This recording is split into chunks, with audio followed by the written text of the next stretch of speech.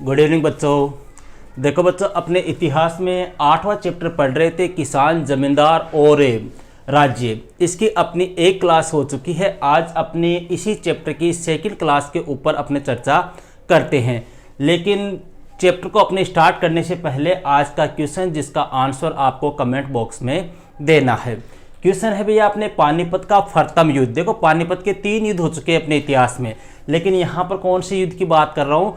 प्रथम युद्ध की। कि पानीपत का प्रथम युद्ध कब और किन के मध्य लड़ा गया, यह आपको कमेंट बॉक्स में बताना है। ओके, अब स्टार्ट करते हैं अपने कि 16वीं और जो 17वीं सदी थी भैया। यहाँ पर अपने मुख्य रूप से कौन सी सदियों की चर्चा कर रहे हैं? 16वीं और 17वीं सदी, अर्थात जिस समय मुगल साम्राज्य भारत में था उस समय की अपने बात कर रहे हैं।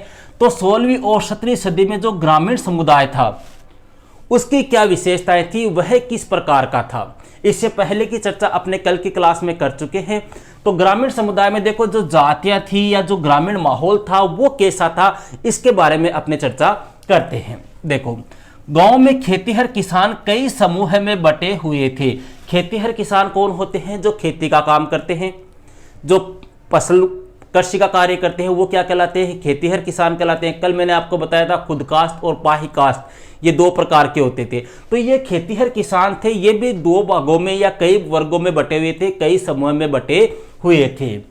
खेतीहर किसानों में कुछ नीच या निम्न कार्यों में भी लगे हुए थे। मतलब ये जो खेतीहर किसान है, इनमें से कुछ व्यक्ति ऐसे थे जो निम्न दर्जे का कार्य करते थे, जो नीच समझे वाले कार्य करते थे।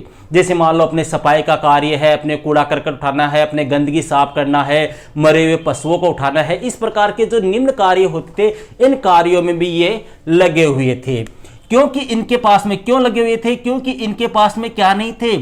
संसाधन नहीं थे।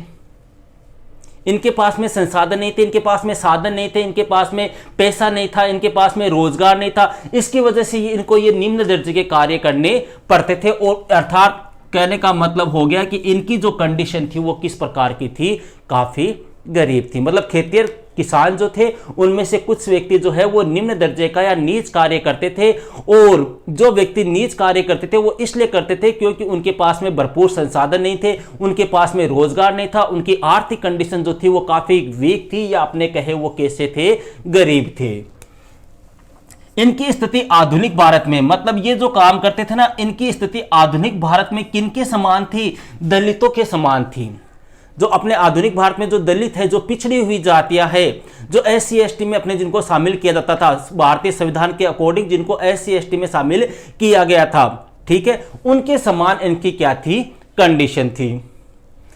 मुस्लिम संप्रदाय में देखो, मुस्लिम संप्रदाय में भी ऐसे नीच कार्य करने वाले व्यक्ति होते थे।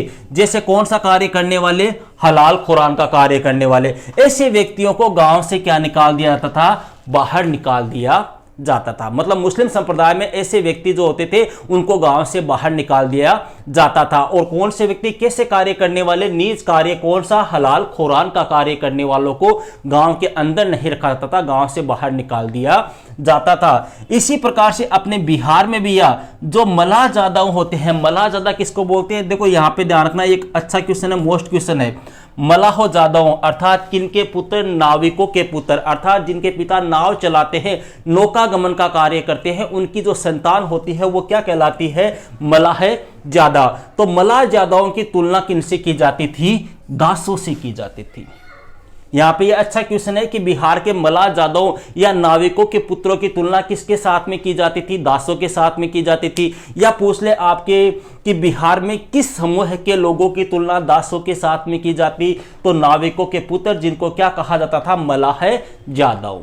ठीक है, अब देखो भैया, यहां पे मैंने पहले से मोस्ट लगा रखा है, कई बार ये क्वेश्चन आ चुका है कि 17वीं सदी में मारवाड़, मारवाड़ कौन सा हो गया? अपने राजस्थान की जो मारवाड़ क्षेत्र, अपने जोधपुर है, पाली है, नागौर साइड का जो क्षेत्र है, इसको क्या बोलते थे? मारवाड़ बोलते थे।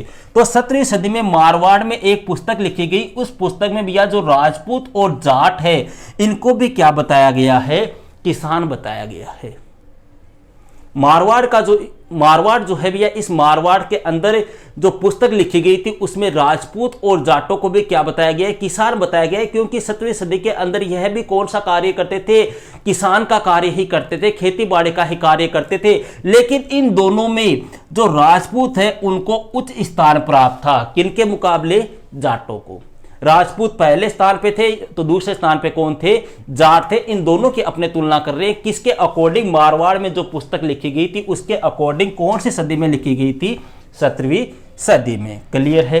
अब बात करते हैं भैया कि 16वीं और 17वीं सदी में जो ग्रामीण समुदाय थे वहां की न्यायिक व्यवस्था किस प्रकार की थी, वहां की पंचायतें कैसी थी, पंचायत का मुखिया कौन होता था, वह कौन कौन से कार्य करता था। देखो पंचायतें आप सब जानते हो, ग्रामीण क्षेत्र में रहते हैं, अपने पंचायत क्या होती है सबको पता है, ठीक है। तो भैया गांव के जो बुजुर्ग और प्रतिष्ठित मतलब समझदार व्यक्ति, गांव के माने हुए व्यक्ति, बूढ़े व्यक्ति, वो क्या होते थे, पंचायत में होते थे। मतलब पंचायत में बैठने का काम कौन करते थे, मुख्य रूप से गांव के बुजुर्ग व्यक्ति का। अरे सीधी सी बात है, जो जवान व्यक्ति होगा, जो युवा होगा, वो तो काम करेगा, रोजगार करेगा, ठीक है। जो बुजुर्ग व्यक्ति होते हैं, जो काफी पुराने व्यक्ति होते हैं, जो अपने कार्य नहीं कर पाते, जो समझदार व्यक्ति होते थे, जिनका समाज में एक सम्मानित स्थान था, वो क्या होते थे, पंचायत के सदस्य होते थे। और पंचायत का जो सरदार या फरदान होता था वो कौन होता था, मुखिया होता था। और उस मुखिया को क्या कहते थे, मुकद्दम या मंडल कहा जाता था। देखो इधर देखो, मैंने पहले इसको मोस्ट लगा दिया भैया, क्यों, क्योंकि ये क्वेश्चन भी आपकी बोर्ड एग्जाम में बहुत बार पूछा जा चुका है कि ग्राम पंचायत का जो मुखिया होता था उसे क्या कहा जाता था, मुकद्दम या मंडल। क्लियर है। मुखिया का जो चुनाव है वो बुजुर्गों द्वारा आम सहमति से होता था। मतलब जो गांव के बुजुर्ग व्यक्ति होते थे उन्हीं के द्वारा जो ग्राम पंचायत होती थी उसके मुखिया का क्या किया जाता था, चुनाव किया जाता था, ठीक है। मुखिया बुजुर्गों के विश्वास तक ही पद पर बना रहता। विश्वास का मतलब कि जब तक बुजुर्ग जो होते थे, गांव के व्यक्ति होते थे, उनको जब तक मुखिया के ऊपर विश्वास होता कि हाँ मुखिया सही कार्य कर रहा है, गांव के विकास के लिए काम कर रहा है, गांव की भलाई के लिए कार्य कर रहा है, तब तक वह पद पर बने रहता। जब गांव के बुजुर्ग व्यक्तियों को यह लगता कि यह गलत कार्य कर रहा है, गांव के विकास के लिए कार्य नहीं कर रहा है, तो उसको मुखिया के पद से हटा दिया जाता था। मुखिया गांव के विकास आय व्यय का हिसाब किताब रखता था। मतलब मुख्य काम क्या था, गांव का विकास करना, गांव में निर्माण कार्य कराना, गांव में कितना खर्चा हुआ, कितनी आय हुई, कितना व्यय हुआ, इसका हिसाब किताब रखता था। और इसकी हेल्प कौन करता था, गांव का जो पटवारी होता था वो इस कार्य में इसकी क्या करता था, सहायता करता था। इसके अलावा या पंचायतों के द्वारा गंभीर दंड भी दिए जाते थे। जो पंचायतें होती थी उनके द्वारा कभी कभी कठोर दंड भी दिए जाते। कठोर दंड कौन से, या तो क्या लगा दो, जुर्माना लगा दो, या फिर उस व्यक्ति को जो क्या कर रहे हैं, जुर्म किया है, जिसने गलत कार्य किया है, उसको समुदाय से क्या कर देते, निष्कासित कर दे। जैसे अपने कई पुराने फिल्मों में आपने देखा होगा, समुदाय से निष्कासित कर दो, जात से बाहर कर दो। जैसे अपने अनिल कपूर की मूवी आई थी बुलंदी, उसमें आपने देखा होगा कि किस प्रकार से गलत कार्य करने वाले व्यक्ति को समाज से क्या कर दिया जाता था, बहिष्कृत कर दिया जाता। इसके अलावा ग्राम पंचायत के अलावा हर जाति की अपनी क्या होती थी, पंचायत भी होती थी। मतलब एक तो ग्राम पंचायत होगी, इसके अलावा प्रत्येक जो जातियां होती थी उन जातियों की क्या होती थी, एक एक पंचायत भी होती थी, जो कैसे विवादों का निपटारा करती, दीवानी विवादों का निपटारा करती थी। अब बात आती है सर दीवानी विवाद कौन से हो गए। देखो दो प्रकार के मुकदमे होते हैं, एक तो दीवानी, एक फौजदारी। दीवानी तो कौन से हो गए, जैसे अपने शादी विवाह से संबंधित है, कोई अपने जमीन जायदाद को लेकर है, कोई संपत्ति का बंटवारा है, कोई तलाक का मुकदमा है, कोई अपने किसी प्रकार की पुत्र विवाद उत्पन्न है या उत्तराधिकार का विवाद है, इस प्रकार के विवाद होते थे, वो कौन से होते थे, दीवानी। जबकि हत्या है, डकैती है, लूट है, बलात्कार वगैरह है, ऐसी घटनाएं कौन सी में आती थी, फौजदारी में। तो यहां तक अपने क्लियर है। अब बात करते हैं ग्रामीण दस्तकार। मतलब इस समय जो गांव के दस्तकार वो लोग थे उनकी क्या कंडीशन थी, वो क्या करते थे। देखो दस्तकार कौन होते हैं, दस्तकारों में अपने जैसे कुम्हार है, सुनार है, लुहार है, बढ़ई है, ये जो व्यक्ति होते हैं उनको क्या बोलते थे, दस्तकार। देखो गांव में दस्तकारों की भी बड़ी संख्या थी। मतलब गांव में खेतिहर किसान ही नहीं थे, खेतिहर किसानों के साथ साथ में कौन थे, दस्तकार भी थे। और इनकी कुल आबादी जो थी वो गांव के कुल घरों का कितना परसेंट थी, 25% थी। मतलब गांव में 100 घर है ना, तो 100 में से 25 घर किनके थे, इन दस्तकारों के थे। तो कहने का मतलब हो गया कि दस्तकारों की आबादी भी काफी ज्यादा थी। ये दस्तकार जो है वो मुख्य रूप से रंगरेजी का कार्य है, कपड़े पर छपाई का कार्य है, मिट्टी के बर्तन बनाने का है, खेती के औजार बनाना है, खेती के औजारों की मरम्मत वगैरह करना है। इस प्रकार के कार्य दस्तकारों के द्वारा किए जाते थे। तो कहने का मतलब हो गया अपने लुहार है, कुम्हार है, बढ़ई है, नाई है, सुनार है, ये मुख्य रूप से किन में आते थे? दस्तकारी के कार्यों में आते थे। अब यहां पर एक चीज ध्यान देना, जो खेतीहर किसान थे वो भी कभी कभी कौन सा कार्य कर लेते थे? ये दस्तकारी का कार्य करते थे। क्यों? क्योंकि देखो खेती में अपने बीच बीच में कुछ समय ऐसा होता है जहां पर किसान फ्री होता है। उस टाइम पे फसल आपने उगा दी, ठीक है, फसल उगाने के बाद में कुछ समय तक व्यक्ति फ्री होता है, किसान फ्री होता है, फिर फसल बड़ी होगी, कटाई के समय वापस बिजी हो जाएगा, फिर थोड़ा दिन फ्री हो जाएगा। तो जिस समय खेती हर किसान जो है वो फ्री होता था, जब खेती का काम उसके पास में नहीं होता था, तो वह भी कौन सा कार्य करने लग जाता था? यह दस्तकारी का कार्य करने लग जाता था। दस्तकारों को सेवा या कार्य के बदले, मतलब जो दस्तकार ये कार्य करते थे, इनके बदले इनको या तो अनाज या फसल दे दी जाती कुछ, या इसको क्या दिया जाता था? जमीन का एक छोटा सा टुकड़ा दे दिया जाता, मतलब नगद नहीं दिया जाता था। जबकि यहां पे देखना भैया, काफी अच्छा क्वेश्चन है, बहुत बार आया हुआ है, जजमानी क्या है? देखो बंगाल में, कहां की बात है? बंगाल में जो जमींदार होते थे वो लोहार को, सुनार को और बढ़ई को सेवा के बदले में क्या देते थे? नकदी देते थे, मतलब कैश रुपए देते थे। आपने ये काम कर दिया, इसके बदले में आपको इतने रुपए। जैसे अपने वर्तमान समय में नहीं होता क्या, अपने कोई काम करवाते, जैसे मान लो अपने मिट्टी का बर्तन है वो लेके आ रहे, तो मिट्टी का बर्तन लाएंगे अपने, तो अपने क्या करेंगे? कुम्हार को पैसे देंगे, ठीक है, या अपने कोई औजार लाएंगे तो लोहार को पैसे देंगे। तो इसी प्रकार बंगाल में उस समय 16वीं 17वीं सदी में जमींदार जो होता था गांव का, ठीक है, वो लोहार, सुनार और बढ़ई को सेवा के बदले में नकदी, मतलब कैश रुपए देता और दैनिक भत्ता भी देता था। उसी व्यवस्था को क्या कहा जाता है? जजमानी। ध्यान रखना, ये बहुत बार आपके एग्जाम में पूछा हुआ है। अब बात करते हैं ग्राम एक छोटा गणराज्य। क्लियर है? देखो यहां पर भैया सीधा सा क्वेश्चन, तो बड़ा क्वेश्चन पूछेंगे तो आपको क्या पूछ लेंगे कि 16वीं 17वीं सदी में भारत में ग्रामीण समुदाय की प्रमुख विशेषताओं पर विस्तार से लेख लिखिए, या ग्रामीण समुदाय की क्या खासियत थी, तब तो आपको पूरा लिखना है। या इसमें से छोटे छोटे क्वेश्चन पूछ सकते हैं, पंचायत के बारे में पूछ ले, पंचायत का मुखिया पूछ ले, जजमानी पूछ ले, अपने दस्तकारों के कार्य पूछ ले, दस्तकारों को सेवा के बदले में क्या दिया जाता था, इस प्रकार के क्वेश्चन पूछे जा सकते हैं। तो देखो, अंग्रेज अधिकारियों ने भारतीय गांवों को एक छोटा गणराज्य कहा। कब? 19वीं सदी में। मतलब 19वीं सदी में जो अंग्रेज थे उन्होंने ये कहा कि भारतीय के अंदर जो गांव है वे क्या है? एक छोटे गणराज्य का रूप है, एक छोटा गणराज्य है। गांव में संसाधनों और श्रम का क्या है? बंटवारा है, और यह बंटवारा जो है वो लोग भाईचारे के साथ में करते हैं। किनके अकॉर्डिंग? अंग्रेजों के अकॉर्डिंग। अंग्रेज ये कह रहे थे कि गांवों के अंदर जो भी संसाधन है, जो भी संपत्ति है, किसको कौन सा काम करना है, किसको कौन सा कार्य नहीं करना है, ये सभी लोग आपस में मिलजुल कर भाईचारे के साथ में इसका बंटवारा करते थे। लेकिन फिर भी गांव में क्या थी? सामाजिक भेदभाव था, समाज में भेदभाव था। लोग अमीर गरीब के अंदर बटे हुए थे, लोग उच्च जाति नीच जाति के मध्य बटे हुए थे। संपत्ति पर व्यक्तिगत स्वामित्व होता था, मतलब जो संपत्ति होती थी उसके ऊपर उसी व्यक्ति का अधिकार होता था, राज्य का किसी प्रकार का कोई अधिकार नहीं होता। समाज जो था वो अमीर और गरीब में बटा हुआ था, और जो अमीर व्यक्ति होते थे ये शक्तिशाली होते, ये न्याय का कार्य भी करते थे, और साथ ही साथ में किनका शोषण करते? गरीबों का शोषण भी करते थे। कौन? अमीर व्यक्ति। क्लियर है?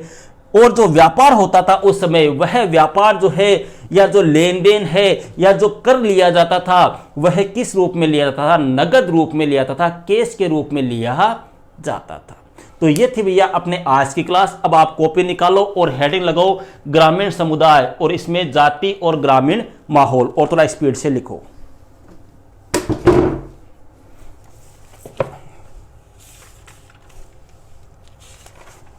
लिखो इसमें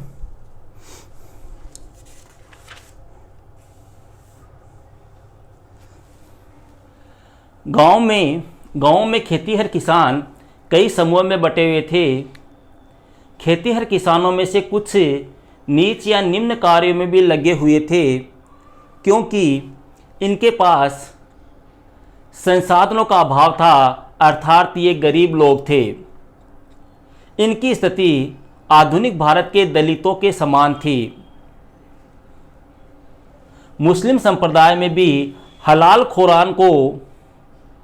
हलाल खुरान जैसे नीच कार्य करने वालों को गांव से बाहर रखा जाता था।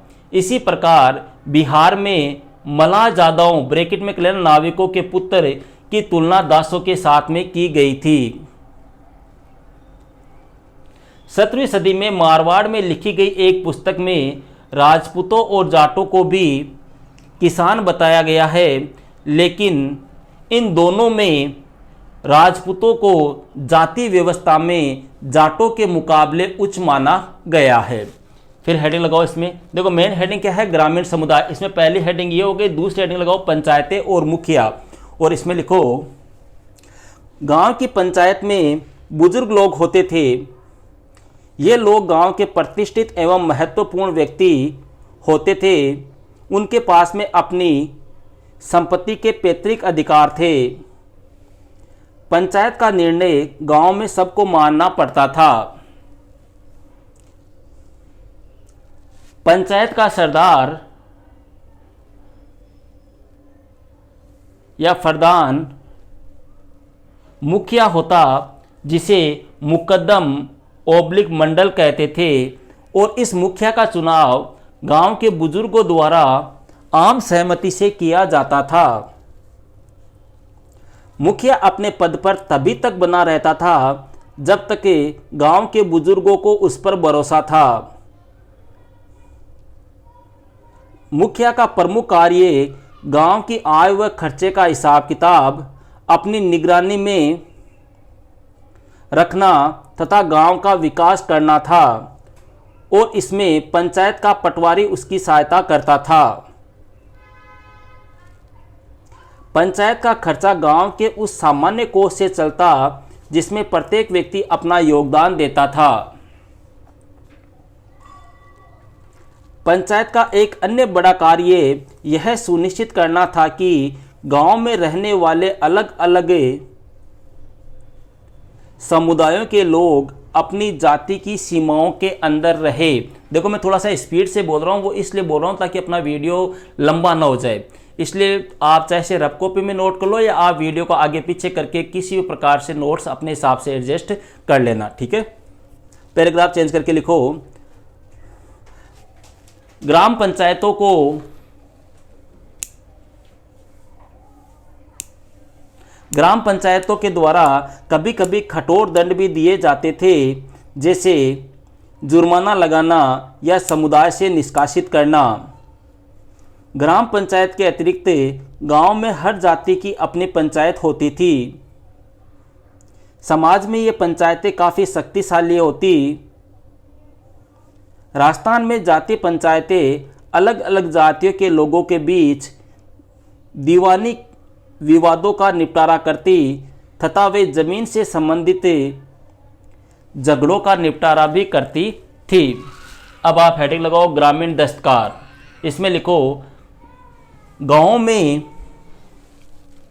दस्तकार भी बड़ी संख्या में थे। इनकी आबादी कुल घरों का 25% थी। 25% थी। कई खेतीहर किसान भी दस्तकारी का कार्य करते थे, जैसे रंगरेजी, कपड़े पर छपाई, मिट्टी के बर्तन बनाना, खेती के औजार बनाना और उनकी मरम्मत करना।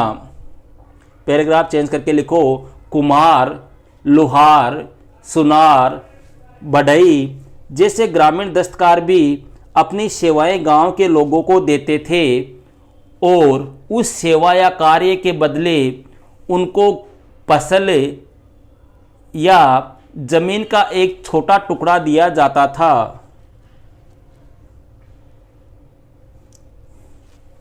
इसमें एक हेडिंग लगाना जजमानी, इसमें लिखो बंगाल में जमींदार लोहार, सुनार और बढ़ई को सेवा के बदले नकदी व दैनिक भत्ता देते थे। इसी को जजमानी प्रथा कहा गया है। अब हेडिंग लगाओ ग्राम एक छोटा गणराज्य, इसमें लिखो 19वीं सदी में कुछ अंग्रेज अधिकारियों ने भारतीय गांवों को एक ऐसे छोटे गणराज्य के रूप में देखा जहां लोग सामूहिक स्तर पर भाईचारे के साथ संसाधनों का और श्रम का बंटवारा करते थे, लेकिन यह नहीं कहा जा सकता कि गांव में सामाजिक बराबरी थी। संपत्ति का व्यक्तिगत स्वामित्व होता और जाति तथा सामाजिक लिंग के नाम पर समाज में गहरी विषमताएं और भेदभाव था। कुछ शक्तिशाली लोग गांव की समस्याओं पर निर्णय लेते तथा दुर्बल वर्गों का शोषण करते थे। इसी अमीर वर्ग को न्याय करने का अधिकार भी प्राप्त था। ठीक है भैया, तो ये थी अपनी आज की क्लास। मिलते हैं नेक्स्ट वीडियो में इसी चैप्टर के नेक्स्ट पार्ट के साथ। Okay, that's all.